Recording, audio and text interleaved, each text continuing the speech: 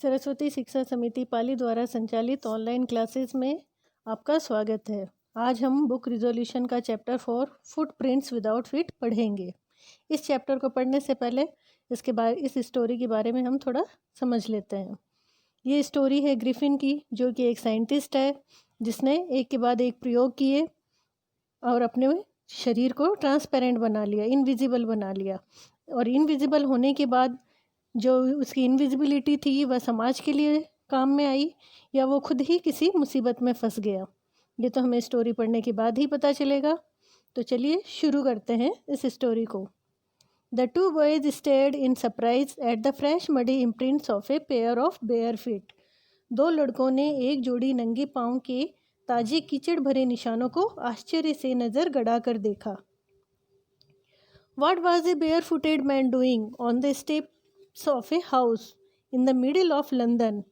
And where was the man? London के मध्य भाग में एक घर की सीढ़ियों पर एक नंगे पांव वाला आदमी क्या कर रहा था और वह आदमी कहाँ था?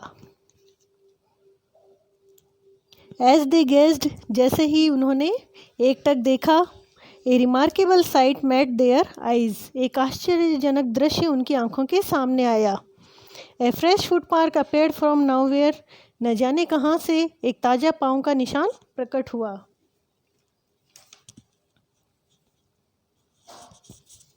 Further footprints followed, one after another, descending the steps and progressing down the street. कुछ और पाँव के निशान पीछे पीछे आए, एक के बाद एक, और सीढ़ियाँ उतरते हुए और गली में आगे बढ़ते गए। The boys followed fascinated until the muddy impression became fainter and fainter and at last disappeared altogether. उन दोनों लड़कों ने सम्मोहित होते हुए उन पद चिन्हों का पीछा किया जब तक कि कीचड़ भरे निशान हल्के और हल्के नहीं होते गए और अंत में पूर्णतः अदृश्य नहीं हो गए। फैसिनेटेड मतलब होता है सम्मोहित होना।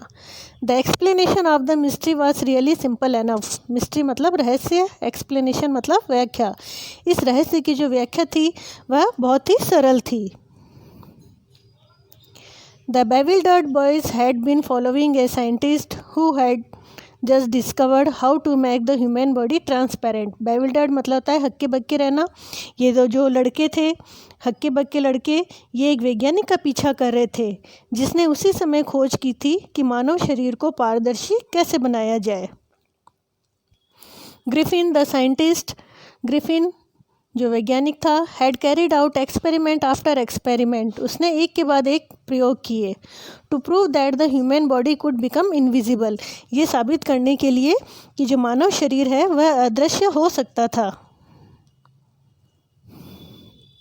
फाइनली अंत में ही स्वेलोड सर्टेन रेयर ड्रग्स, उसने कुछ दुर्लभ औषधियाँ निगल ली। And his body became as transparent as sheet of glass, और उसका जो शरीर था वह एकदम शीशे के चद्दर के समान पारदर्शी हो गया। Though it also remained as solid as glass, यद्यपि यह शीशे के समान ठोस भी था। ब्रिलियंट साइंटिस्ट दो ही वाज, यद्यपि जो वैज्ञानिक था वह प्रतिभाशाली था। Griffin was rather A lawless person, परंतु जो ग्रिफिन था वह कानून तोड़ने वाला व्यक्ति था। हिज लैंडलॉर्ड डिसलाइक्ड हिम, उसका जो मकान मालिक था वह नापसंद करता था, मतलब उसे पसंद नहीं करता था। And try to eject him, और उसने उसे घर से बाहर निकालने की कोशिश भी की थी। इन रिवेंज, बदले में Griffin set fire to the house, जो ग्रिफन था उसने उसके मकान को आग लगा दी। To get away without being seen he had to remove his clothes, अब जब उसने उसके मकान को आग लगा दी तो उसे वहाँ से भागना था और बिना देखे वहाँ से निकल जाने के लिए उसे अपने कपड़े उतारने पड़े। थस अतः it was that he become a homeless wanderer without clothes, without money and quite invisible. अतः ऐसा हुआ कि वह एक बेघर, घुमक्कड़, इधर उधर बिना किसी प्रयोजन के भटकने वाला, बिना वस्त्रों के, बिना पैसों के, एक लगभग अदृश्य बन गया। until he happened to step in some mud and left footprints as he walked, जब तक कि उसके पैर कीचड़ में नहीं पड़े, और जैसे ही वह चला पैरों के निशान छोड़ दिए। He escaped easily enough from the boys who followed his footprints in London. वह उन लड़कों से तो काफ़ी आसानी से बच गया जो लंदन में उसके पाँव के निशानों का पीछा कर रहे थे। But his adventures were by no means over. परंतु उसके जो जोखिमपूर्ण वाले कार्य थे वे अभी ख़त्म नहीं हुए थे। He had chosen a bad time of the year to wander about London without clothes. उसने बिना कपड़ों के लंदन में घूमने के लिए जो समय चुना था वह साल का सबसे खराब समय था। It was mid-winter. यह मध्य शीत था। The air was bitterly cold. जो हवा थी वह बहुत अधिक ठंडी थी। And he could not do without clothes. और वह बिना कपड़ों के नहीं रह पा रहा था। Instead of walking about the street, गलियों में भटकने के बजाय, he decided to sleep in a big London store for warmth. उसने गर्माहट के लिए लंदन के एक बड़े स्टोर में खिसक जाने का या घुस जाने का फैसला लिया। क्लोजिंग टाइम अराइवल, जो लंदन का बिग स्टोर था उसका बंद होने का समय आ पहुंचा। And as soon as the door were shut, और जैसे ही दरवाज़ा बंद हुआ, Griffin was able to give himself the pleasure of clothing and feeding himself without regard to expense. और जो ग्रिफिन था उसे खर्च की चिंता करे बिना स्वयं के कपड़े पहनने और भोजन करने के आनंद में वो समर्थ हो गया। He broke open boxes and wrappers and fitted himself out with warm clothes. उसने जो बड़े बड़े बक्से थे और उनमें लिपटे हुए कागज़ थे उनको खोला और अपने आप को गर्म कपड़ों से ढक लिया। Soon with shoes, an overcoat and a wide brimmed hat, he became a fully dressed and visible person.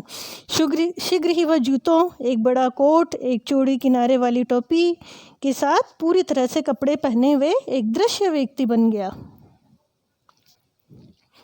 In the kitchen of the restaurant, और भोजनालय के रसोई घर में, he found cold meat and coffee, उसे ठंडा गोश्त और कॉफ़ी मिली। And he followed up the meal with sweets and wine taken from the grocery store, और उसने भोजन के बाद किराना भंडार से निकाली गई मिठाई और शराब ली। फाइनली, अंत में, he settle down to sleep on a piles of quilt, वह अंत में रजाइयों के एक अंबार पर सोने के लिए आरामदायक स्थिति में लेट गया। क्विल्ट मतलब होती है रजाई। If only Griffin had manage to wake up in the good time, यदि ग्रिफन केवल ठीक समय पर उठने में सफल होता, all might have been well, तो सब कुछ ठीक रहता। As it was, he did not wake up, जैसे कि वह जल्दी नहीं उठा। Until the assistants were already arriving next morning, अगली सुबह जो वहाँ पर सहायक थे, काम करने वाले थे, वो पहुँच गए। When he saw a couple of them approaching, जब उसने दो सहायकों को अपने पास आते हुए देखा, he panicked, वह घबरा गया। And began to run, और उसने दौड़ना शुरू कर दिया। They naturally gave chase, उन्होंने स्वाभाविक रूप से उसका पीछा किया। In the end, अंत में, he was able to escape only by quickly taking off his newly found clothes, और अंत में वो उनसे बच निकलने में तभी समर्थ हुआ जब उसने जो नए कपड़े उसे मिले थे उन्हें एक एक करके हटाना शुरू कर दिया। So once more he found himself invisible, अतः एक बार वो फिर से इनविजिबल हो गया। But naked in the chill January air, और जनवरी की जो सर्द हवा थी उसमें उसने आपको वस्त्रहीन पाया। यहाँ नीचे देखिए, एक पिक्चर आपको दिया हुआ है, इसमें ये चीज़ इसमें इस पिक्चर में ये चीज़ शो की गई है कि किस प्रकार से उसे बचने के लिए क्या करना पड़ा। दिस टाइम, इस बार, he decided to try the stock of a theoretical company in the hope of finding not only clothes but also something that would hide the empty space about his shoulder. इस बार उसने केवल कपड़े ही नहीं बल्कि उसके कंधों के ऊपर का जो हिस्सा है, मतलब गर्दन और जो चेहरे है, उसको छिपा दे, ऐसा कुछ ढूंढने की आशा में एक नाटक कंपनी के भंडार को आजमाने का फैसला किया। शिवरिंग विथ कोल्ड, ठंड से कांपते हुए, ही hurried to Drury Lane, the centre of the theatre world, ठंड से कांपते हुए वह ड्रूरी गली की ओर चल दिया जो कि रंगमंच की दुनिया का केंद्र था। ही सून फाउंड ए सुटेबल शॉप, जल्द ही उसने एक उपयुक्त दुकान पा ली। ही मेड हिज वे, उसने अपना रास्ता बनाया। इनविजिबल, अदृश्य होकर, अप स्टेयर, ऊपर की ओर, and came out a little later wearing bandage round his forehead, dark glasses, false nose, big bushy side whisker and a large hat. और थोड़ी देर बाद उसने अपने माथे के चारों ओर पट्टियां पहने, गहरे रंग का चश्मा, नकली नाक, बड़े किनारे वाली मूछें और एक बड़ी सी टोपी पहने हुए वह बाहर निकला। To escape without being seen, बिना देखे भाग निकलने के लिए, he callously attack the shopkeeper, उसने बेदर्दी से जो दुकानदार था उस पर हमला किया। फ्रॉम बिहाइंड, पीछे से।